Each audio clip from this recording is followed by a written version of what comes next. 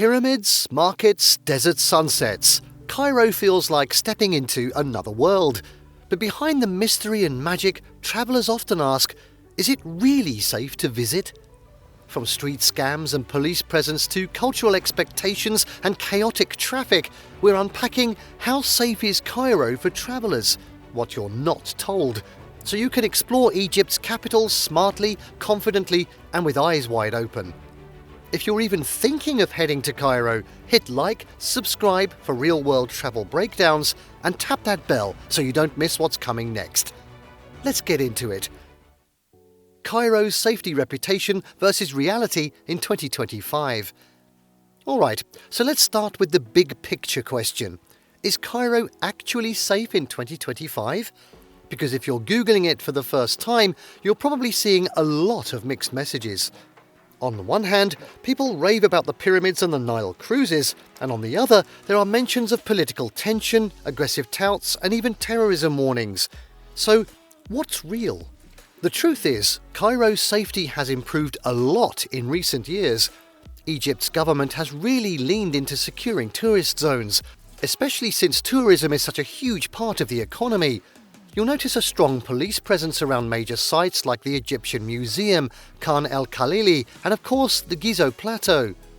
There are even tourism police, specifically there to help travellers feel secure. Now, is Cairo flawless? No. It's a mega city with 20+ million people. It's loud, it's chaotic, and yeah, sometimes it can feel overwhelming if you're not used to that kind of energy. But violent crime? Super rare when it comes to tourists. In fact, Cairo often feels safer than you'd expect, especially compared to some major Western cities. The biggest threats aren't usually physical, they're more about confusion, scams, and honestly, just sensory overload. So if you're picturing a dangerous war zone, that's not the vibe. Cairo's intense, sure, but dangerous? Not really, as long as you know how to move smart.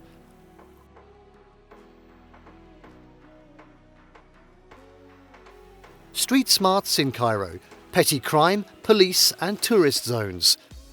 Now let's talk street-level safety, because this is where things get real for most travellers.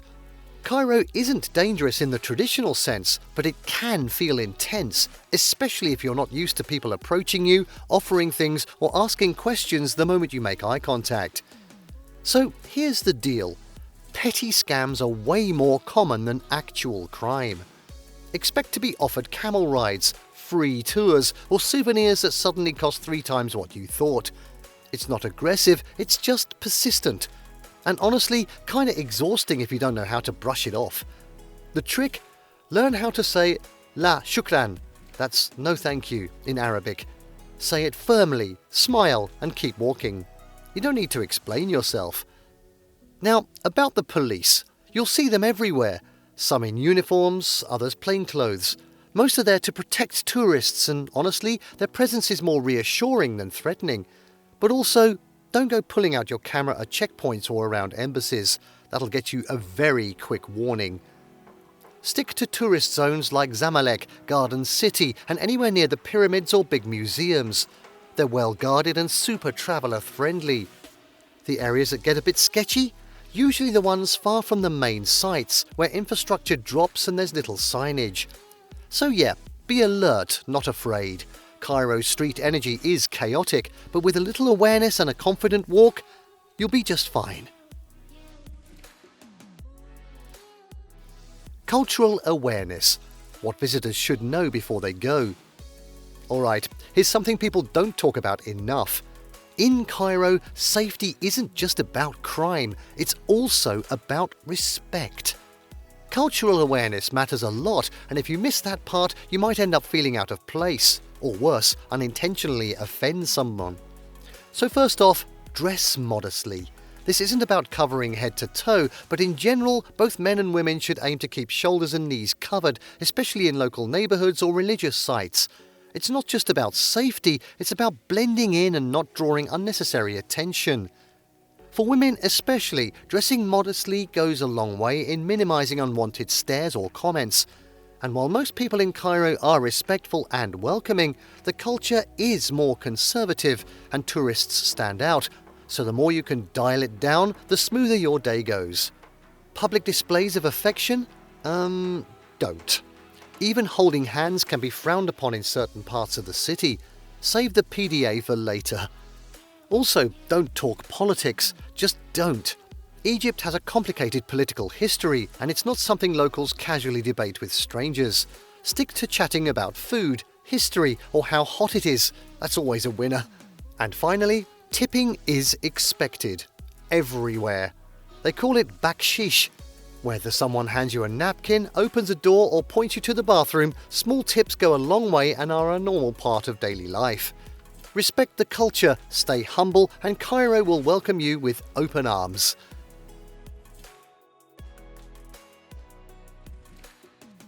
Solo travel and female travellers in Cairo. Is it safe alone? Okay, so let's talk solo travel, especially if you're a woman thinking of exploring Cairo alone. Is it doable? Definitely. Is it different from solo travel in, say, Tokyo or Lisbon? Oh yeah, absolutely. Now, Cairo isn't dangerous for solo travellers. You're not likely to run into violent situations, but what you will face is a lot of attention. Sometimes it's friendly, sometimes it's just persistent. Stares are common, especially in areas that don't see many foreign tourists, and if you're a solo woman, expect more of that than guys do. That said, women do travel solo in Cairo all the time, and most do just fine. The key? Dress modestly, walk confidently, and if needed, ignore the small talk. You don't owe anyone a conversation just because they asked where you're from. Also consider hiring a local guide, someone legit, not just a guy offering help outside a mosque. Having a guide can make navigating certain places feel way more comfortable, and you'll learn a ton along the way. Avoid walking around late at night solo, especially in less crowded areas. Take an Uber or ride apps instead of haggling with random taxis after dark. And here's a tip. Sunglasses and headphones work wonders if you just want to blend in and avoid interaction. So yeah, Cairo can be solo traveller friendly, but it's one of those cities where a little street awareness makes a huge difference.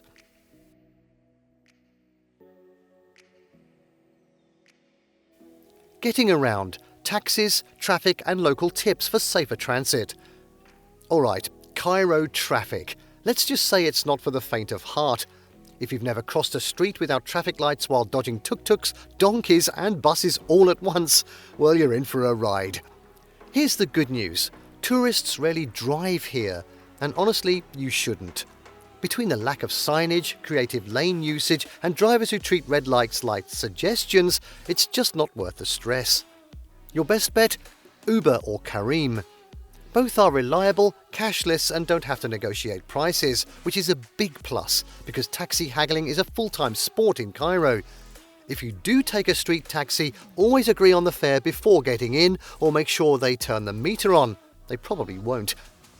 The metro system is fast and super cheap. Just avoid rush hour unless you enjoy sardine-style commutes.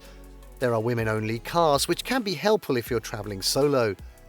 As for walking, it's doable in places like Zamalek or around tourist sites, but sidewalks can be inconsistent, and crossing big intersections? Yeah, it's like a live-action video game. Just move with confidence and, follow the locals. They know when to go. So yeah, Cairo's chaotic, but it works.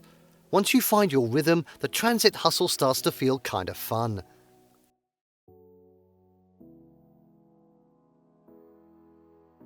So, how safe is Cairo for travellers? Truth is, it's way safer than most people think. Yes, it's busy, it's unpredictable, and it demands your attention, but with the right mindset, cultural respect, and a little street savvy, Cairo can be an unforgettable adventure. If this helped you prep smart, give it a like, subscribe for more no-fluff travel guides, and hit that bell so you're ready for wherever's next. Safe travels, and maybe I'll see you by the pyramids.